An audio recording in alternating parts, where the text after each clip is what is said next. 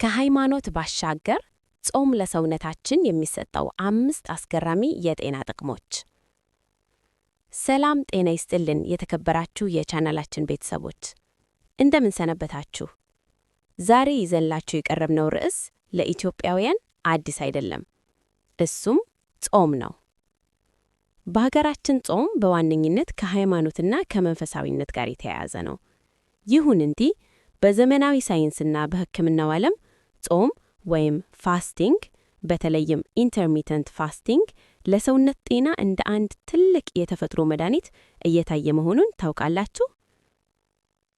ምግብን ለተወሰኑ ሰዓታት መግታት ክብደትን ከመቀነስ ባለፈ ሰውነታችን ራሱን በራሱ እንዲያድስ፣ ሪፔር፣ ከአይምሮ በሽታዎች እንዲጠበቅ እና ዕድሜ እንዲረዝም እንደሚያደርግ ጥናቶች አረጋግጠዋል።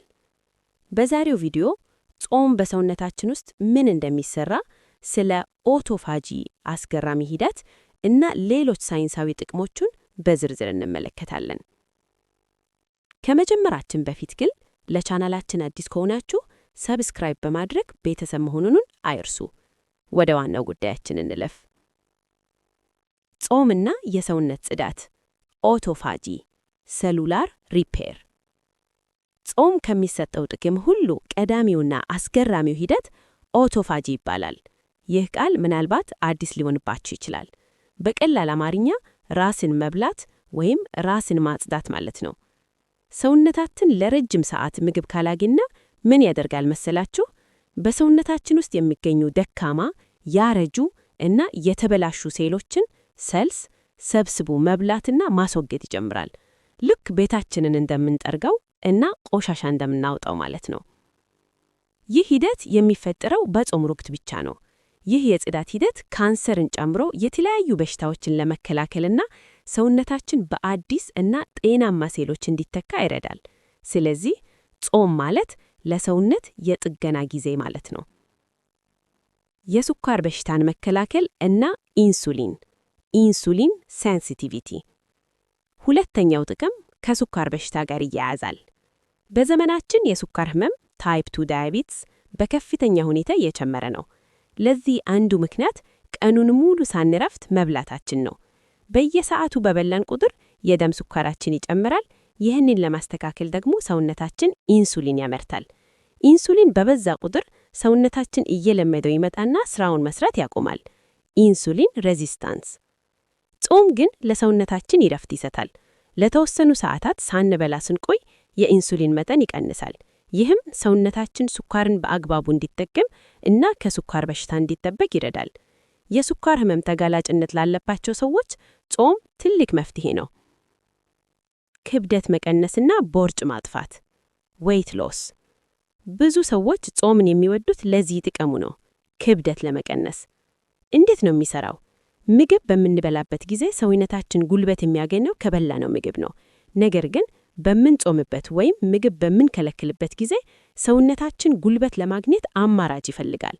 ያ አማራጭ ደግሞ በሰውነታችን ውስጥ የተከማቸ ስብ ቦዲ ፋት ነው። ስለዚህ ጾም ሰውነታችንን ስብ ወደ ማቅጠል ሞድ ፋት በርኒንግ ሞድ ይቀይረዋል።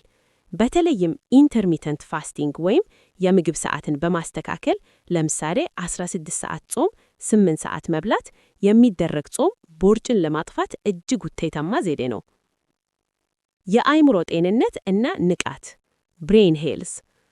ጾም ለሆድ ብቻ ሳይሆን ለአይምሮም ይጠቅማል። በጾም ወቅት በረሃብ ስሜት ምክንያት አይምሮአችን ይጨነቅ ይሆናል ብለን እናስብ ይሆናል። ሳይንሱ ግን ተቃራኒውን ይነግረናል። በጾም ወቅት በሰውነታችን ውስጥ BDNF የሚባል ሆርሞን ይጨምራል። ይህ ሆርሞን አዳዲስ የአይምሮ ሴሎች እንዲፈጠሩ እና ያሉትም እንዲጠነከሩ ያደርጋል። ይህም የማስታወሻ ችሎትን ይጨምራል፣ ትኩረትን ፎከስን ያሻግራል። እንዲሁም በዕድሜ መግፋት ከሚመጡ እንደ አልዛሃይመርና ፓርኪንሰንስ ካሉ የአይምሮ ህመሞች ይከላከላል። ብዙ ታላላቅ ሰዎች ወሳኝ ሥራ ሲሰሩ የሚጾሙት ለዚሁ የአይምሮ ንቃት ብለው ነው። ለልብ ጤንነት ሃርት ሄልዝ። አምስተኛው ነጥብ የልብ ጤንነት ነው። የልብ ህመም በዓለም ላይ ገዳይ ከሆኑ በሽታዎች አንደኛ ነው። ጾም ለልብ ህመም አጋላጭ የሚሆኑ ነገሮችን ይቀንሳል። ለምሳሌ የደም ግፊትን ያስተካክላል፣ መጥፎ ኮሌስትሮልን LDLን ይቀንሳል፣ እንዲሁም በደም ውስጥ ያለውን ስብ ትራይግሊሰራይድስ ይቀንሳል። በተለይም በሀገራችን ጾም ወቅት ከእንስሳት ተዋጽኦ ተከልክለን አትክልትና ጥራጥሬን ማዘውተራችን ጥቅሙን እጥፍ ያደርጋል። ማን ነው ጾም የሌለበትም? ፕሪኮሽንስ። ጾም እጅግ ጠቃሚ ቢሆን ለሁሉም ሰው አይመከርም። ጥንቃቄ ማድረግ ያለባቸው ነፍሰ ጡርና የሚያጠቡ እናቶች፣ ለሕፃኑ እድገት በቂ ንጥረ ነገር ስለሚያስፈልግ ረጅም ሰዓት መጾም አይመከርም። የስኳር ህመምተኞች መድኃኒት እየወሰዱ ጾም የደም ስኳሩን ከመጠን በላይ ሊያወርደው ስለሚችል ሐኪም መማከር አለባቸው። የምግብ እምቢታ ታሪክ ያላቸው ሰዎች ጾም ወደ ጤናማ አይሆነ አመጋገብ ሊመራቸው ይችላል። ሕፃናትና በጣም የከሱ ሰዎች መጾም የለባቸውም። በአጠቃላይ ጾም ከሃይማኖት ግዴታነቱ ባሻገር ሳይንስ ያረጋገጠው ፍቱን የተፈጥሮ መድኃኒት ነው። ሰውነታችን ራሱን እንዲያግስ፣ ክብደታችን እንዲስተካከል እና አይምሯችን እንዲነቃ ያደርጋል። ታዲያ ጾምን እንዴት እንጀምር? ግድ ሙሉ ደን መራብ የለብንም። እራት ቶሎ በልቶ ለምሳሌ ከምሽቱ 1 ወይም 2 ሰዓት ላይ ጠዋት ቁርስን አሳልፎ ምሳ ሰዓት ላይ መብላት በራሱ የ16 ሰዓት ጾም ይባላል። ይህን ቀላል ዘዴ በመጠቀም ጤናችሁን መጠበቅ ትችላላችሁ። እናንተስ ጾምን መለማመድ አላችሁ? በጤናችሁ ላይ ምን ለውጥ አያችሁ? ልምዳችሁን በኮሜንት መስጫው ላይ ጻፉልን። ይህ ቪዲዮ ጠቃሚ ሆኖ ካገኛችሁት ላይክ ማድረግ እንዳትረሱ። ለወዳጅ ዘመዳችሁ በማጋራት ጤና ዳርሱ። በቀጣይ በሌላ ጠቃሚ ቪዲዮ እስክንገናኝ ቸር እንሰንብት።